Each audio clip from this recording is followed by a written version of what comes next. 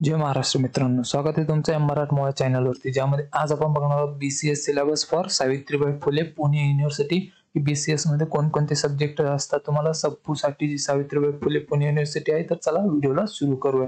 तर बघा, पहिल्या सेमिस्टर मध्ये तुम्हाला computer fundamentals and office automation हा सब्जेक्ट असेल. त्यानंतर प्रिन्सिपल ऑफ मॅनेजमेंट, त्यानंतर प्रोग्रामिंग प्रिन्सिपल्स अँड अल्गोरिदम हा एक सब्जेक्ट असेल. त्यानंतर मॅथमॅटिक्सचा बेसिक पार्ट इथे असेल तुम्हाला.